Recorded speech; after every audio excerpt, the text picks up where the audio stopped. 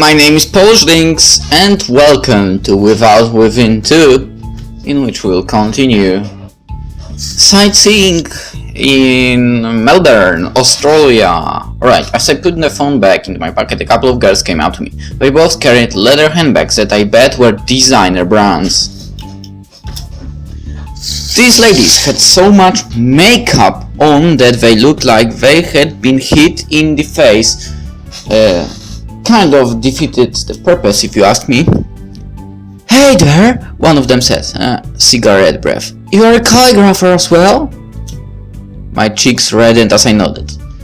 "You know, just a hobby." I always blurted out those same words whenever people brought up the topic. When would I find the courage to confess this meant everything to me?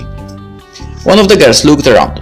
No signs of Excelia, just like expected. Wasted her time trying to invite her. The other lady shrugged. "She never responds to emails. What makes you think the Queen of Calligraphy would show up in person just to meet ants like us?" I could almost smell the hate seeping out of these two. It reeked like a skip on garbage collection day. The girls continued to rant on about Excelia. She went to one of the columns near my place and charged $100 per autograph. That much money for a scribble. She's for real. One time I asked her for a photo and she refused. Who does she think she is anyway? Excelia had rejected my request for a picture too. Surely there must be a reason we had failed to consider. Contracts, dealing with agents and all that other superstar stuff. Okay. The attacks continued, making me wonder why these girls even bothered flying to Melbourne in the first place. Might as well stay home if they really hated their idol that much. Excelia has rich parents, plus all of her siblings are successful as well. No wonder why she has so much money to throw around. Yeah, that's all it comes down to. We're the ones who saved for months just to fly here. Both of the girls turned to face me. Their stares pressured me into pinning my hands against the glass. One of the ladies said, "You're here to see Excelia as well, I'm guessing. Are you local?" I received a grant to fly over. I mumbled. The girls furrowed their brows as if I told them I had drowned a baby along with their three kittens. "Oh, government money, right?" With that the girls scattered off, probably searching for more like-minded folks to exchange complaints with. I gritted my teeth to hold back some choice words I had prepared for these fine ladies. Maybe they misheard me, but I got here through a grant, not by robbing a blind man's house. So much for these people being my comrades. After taking a few more photos around this tower, I returned into the elevator alone.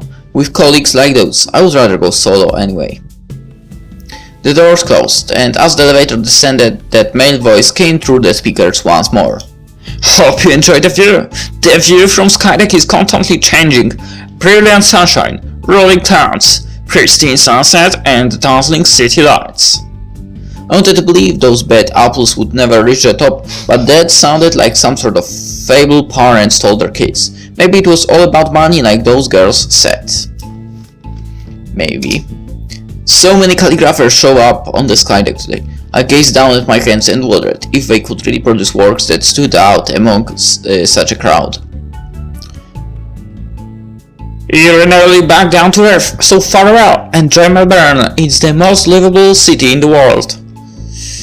The elevator doors opened and I made my way out of the Eureka Skydeck. As I passed that duo standing behind the counter, they bid me farewell in unison. The sky faded into orange as the sun began its descent. Though I never claimed to be a saint, surely I deserved success more than those two girls in the tower. Tomorrow was the big event. I must observe Excelia's every twitch like a scientist studied her lab rat. If I mastered her every move, I might be able to gain an edge. Time to head for the hotel and get some sleep. I pulled out my paper map and traced a finger through the road I needed to take. Good thing I had already jotted my hotel's position onto the page. Where is it? Judging from the map I had found online, I expected about a half-hour walk. A bit longer than I would like, but I figured I could admire more of Melbourne's sights along the way. Let's get going! The trams and taxis, now with their headlights on, continued to draw my gaze. Restaurants and retail chains also fought for my attention with their neon signs. As one of the trams rounded a corner, the cable above sparked like a camera flash. Those lights inside the carriages fizzled out for a second too. If I were inside the tram, I might have freaked out, but nobody inside or outside showed any reaction, so I guess this must be a common occurrence. Boy, the wind seemed to have really picked up. I should have brought a jumper along for this trip. Hopefully I would reach my hotel before it got too cold. I pulled out my phone to check the time. The clock had just hit 5:30 PM. That meant I should arrive at the hotel by around 6, the perfect time for dinner before hitting the sack. 5:45 PM, 6 PM, 6:30 PM. Okay, so maybe I should have given that online map a closer look. On screen, the hotel really looked like it was within walking distance. I checked my paper map to see how much further I had to go. At this pace, it might be 8 by the time I arrived at my hotel. I sensed an urge to tear this pathetic map into bits, but I resisted because we all knew who the real failure was. Now that I had wandered away from the city, I hardly bumped into anyone walking along its streets. Even the road had next to no traffic to speak of. I kept glancing behind me to see if a taxi might drive by. Of course they would all disappear now that I really needed them. Traveling in a new country had thrilled me so much during the day, but under this dark sky I realized how scary foreign places could be. Those deserted construction zones I passed hardly helped. The birds that sang throughout the day had all gone to sleep as well. A tram drove by once in a while, but I had no idea if any of them passed by destination. I should have researched properly instead of just giving that online map a passing glance. A step bridge ahead paved my way into an area shrouded in shadows. The path before me looked more like a forest than a residential. Why don't you check on the phone right now? Never mind. In fact, there might be no footpath for me to walk on at all. Even if there was, my shoes already felt like they had needles poking into them. I never bothered to see what the hotel's check-in hours were. If I arrived too late and the staff had gone to bed, I might have to spend the night outside in this cold. Speaking of temperature, without a jumper to wear, I might freeze at this rate. I hardly believe that. I sniffed over and over to try and keep my runny nose in check. Now that I thought about it, perhaps this map was wrong, and I had been heading in the opposite direction this whole time. The possibility made my eyes water up. When would I ever do something right for a change? With a shaky hand, I pulled out my phone and made a call to hire a cab. At least I still had internet here, so I was able to look up the number. Knowing my luck, this phone could well have exploded right when I needed it most. With a life like mine, that would hardly be newsworthy. As I hung up, I figured I could have done research on the tram routes instead. That probably would have been the cheaper alternative. At this point I just wanted to flop onto bed as soon as possible. A taxi drove in my direction and slowed down as it approached me. That must be the cab I had hired. I waved my hand and the taxi pulled over by the bridge for me to climb in. After closing the door, I told the driver the address of my hotel. He nodded and drove his cab across the bridge. At least that proved I had been walking in the right directions this whole time. The street ahead did in fact resemble a forest, but a few meters later and we were back in another residential area. Gee, I could have dashed across the bridge and everything would be fine. The darkness just made everything seem so much creepier. Hotel. Okay, this is the name of the hotel or what? Hotel? Okay. After 3 or so minutes, the taxi pulled up outside my hotel. If I had known I was this close, I would have just crawled my way here. I paid the driver and got out of the taxi. Right after I closed the door, the cab performed a U-turn and almost crashed into a honking tram as it sped back toward the city. The hotel's automatic doors opened when I approached them. I stepped through the inside in relief when I noticed a staff standing behind the counter to my left. The ceiling lights shaded the lobby yellow, giving the place a royal feel. That man behind the counter wore a black suit, which certainly suited the atmosphere. Yeah. Good evening, the man said when I walked up to the counter. Looks like you've had a long day. I kind of walked all the way here from the city, I said. Well, that might be a lie, since I caught a taxi for that last stretch, but close enough. The staff raised his brows, looking unsure whether to find me impressive or foolish. Lesson learned, sir. I definitely plan to catch a tram back into the city tomorrow. Have you got a room booked? The man asked. I nodded. My name is Vinty. After checking his computer, the staff handed me an envelope with a pass card tucked inside. Sitting below this card was a piece of paper with the number 106 printed on it. "That's on the first floor." The man smiled. "Would you like to use our Wi-Fi as well?" I recalled asking Excelia to promote my work on social media, so tonight might be a good time to check if she had carried out my request. I nodded, and the staff issued me another slip with the Wi-Fi password written on it.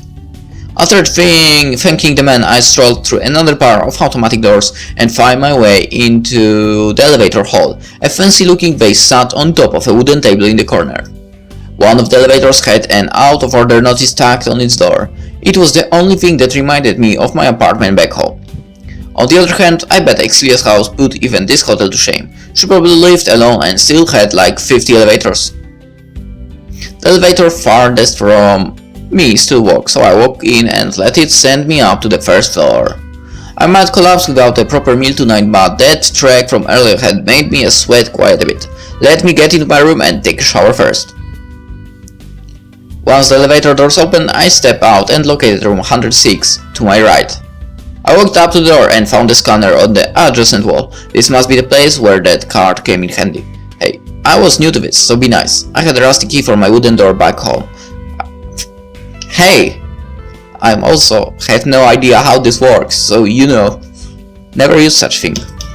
The numbers 106 glowed blue above the scanner. Never in my life had I stayed in a place this grand. Relax, Vinty. This must be pretty standard in a lot of hotels.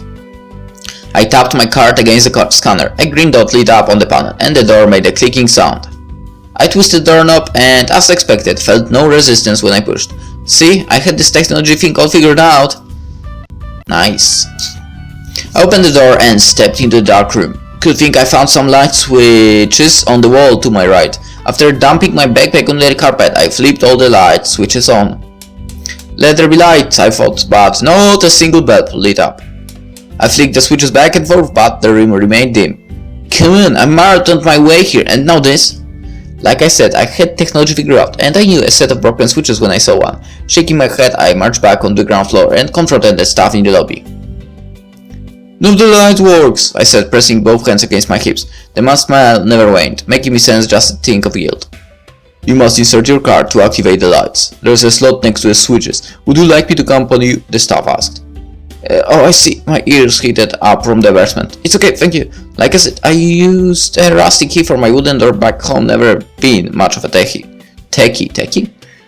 I returned to room 106, and indeed there was a panel sitting next to the light switches. If I had paid more attention, I could have spared myself from this disgrace.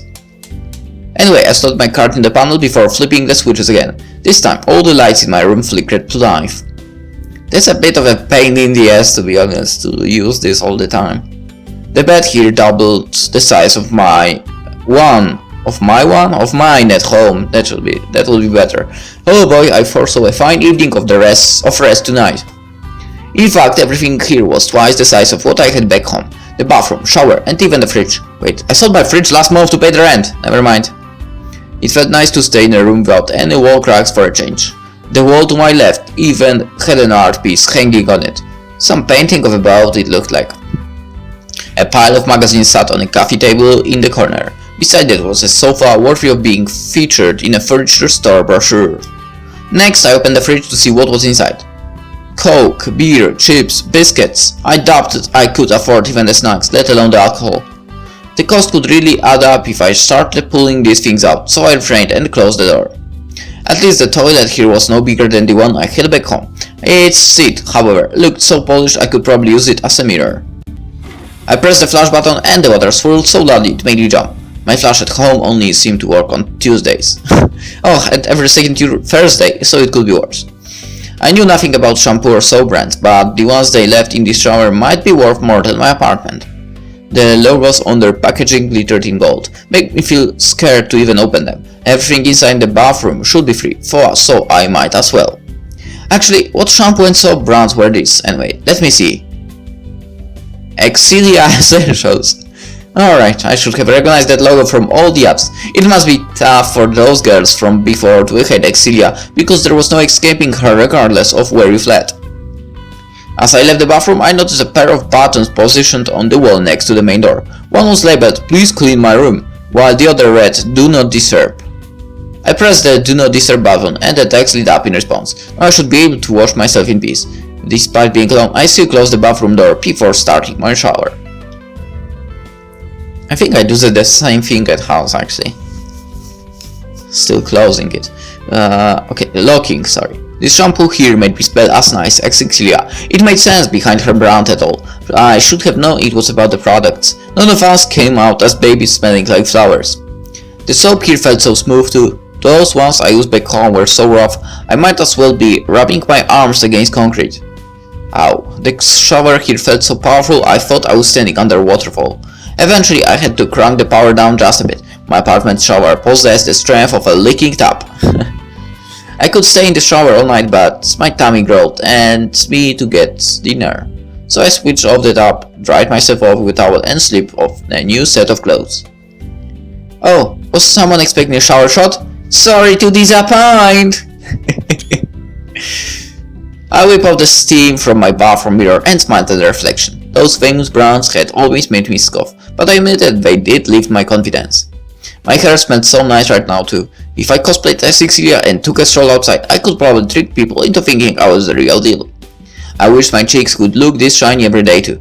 Note to self, to take another shower before heading out tomorrow. After putting my shoes on, I left the hotel to see where I could go for dinner. A tram rounded the corner and blinded me with its headlights as I stepped out. I crossed the road and exchanged good evenings with a lady walking her dog. The people here sure seemed friendly. Once we passed each other, I strode on alone through the empty streets. Actually, why do you go with backpack? Never mind. Let's see, I passed a chair, a school, and a video rental. None of them had any food to offer, obviously. 10 minutes later, I finally reached a chain of restaurants. But most of them had already shut their lights. This noodle shop still had people inside. You would have to do. The wind chimes jingled as I pulled the door open and walked in. Cute! Damn! Beauty! The lady behind the counter wore an apron over her pajamas, making me feel like I was visiting a friend's house. Finally, a person dressed in something other than a suit. She beamed at me and I returned the gesture. In the corner sat a wooden chair with a missing leg. The staff had glued a piece of paper that read, "Please do not sit." So please don't sit. On the backrest. Thanks for the warning, but I adopted and will try it anyway. Soup of the day, $10. Beef noodle soup, I don't know, chicken fried rice I guess, and miso wrap, whatever.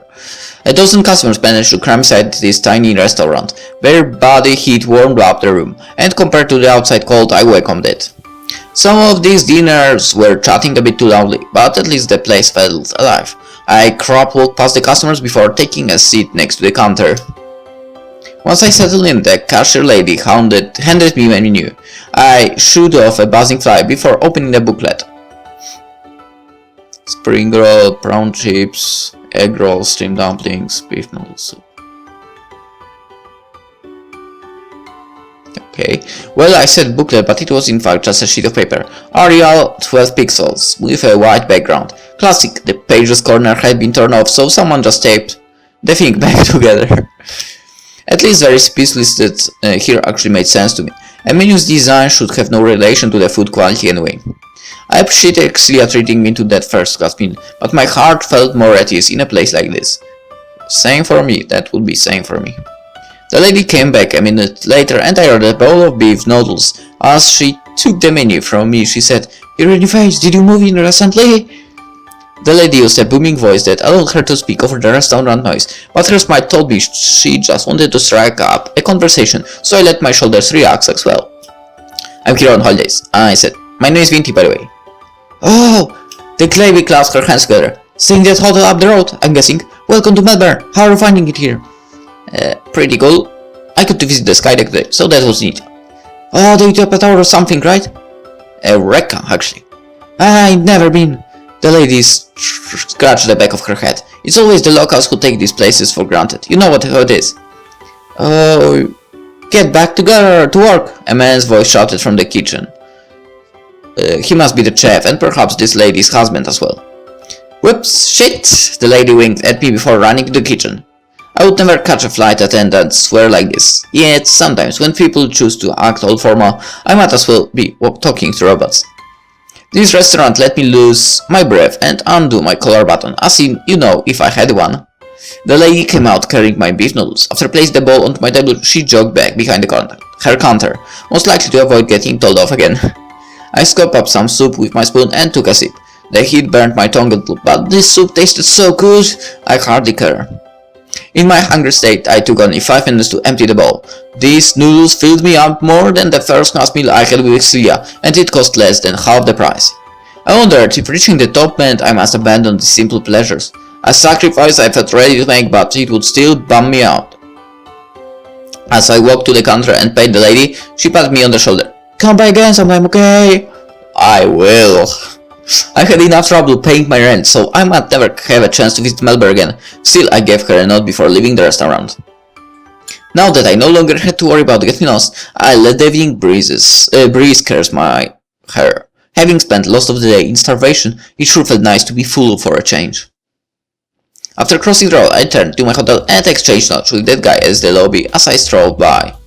A clock on the wall behind the staff read 10 PM. Maybe this place had 24-hour check-in, which would mean I had sweated a bucket over nothing. I let out a yawn as I rode the elevator back up to the floor 1. For your information, I happen to be an early sleeper. After returning to my room, I changed to my pajamas. The light fabric of these short sleeves provided me with the comfort of being at home.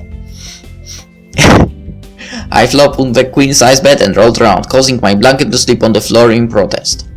Just for one night, I could experience how royalty slept. I just hope this room had no security cameras because I was acting like a 5-year-old right now.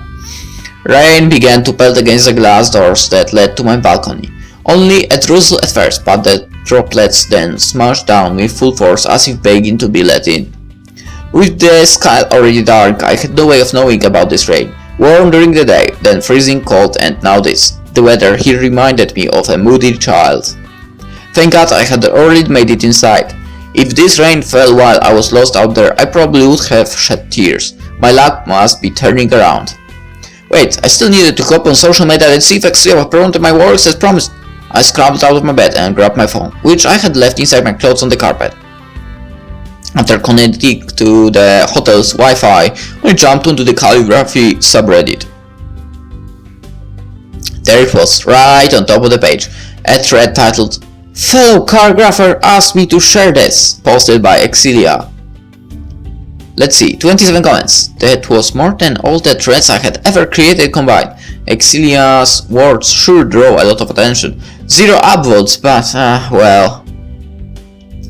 With my trembling pinky, I tap on the thread to read the comments. Is this a good idea? Latest comment. Wow, this calligrapher begged Excelia for a plaque? Shameless match. Oh, bitch. How dare you? How dare you talk something like that about Vinty? Gee, I would download this twice if I could. What's with that photo? It's so blurry. Well, the real thing probably looks even worse. Oh. This person has some real guts wasting Excelia's time with this trash. Well, people always said there was no such thing as bad publicity, right? Probably, maybe, hopefully. Did Excelia really have to mention that I had asked her to promote me? If I had known her choice of words would suck this much, I never would have bothered making the request. It took all I had to refrain from hurling my phone in the mirror. Instead, I slammed my phone to the table by my bed. My anger bothered, making it feel like the inside of a microwave. Poor girl.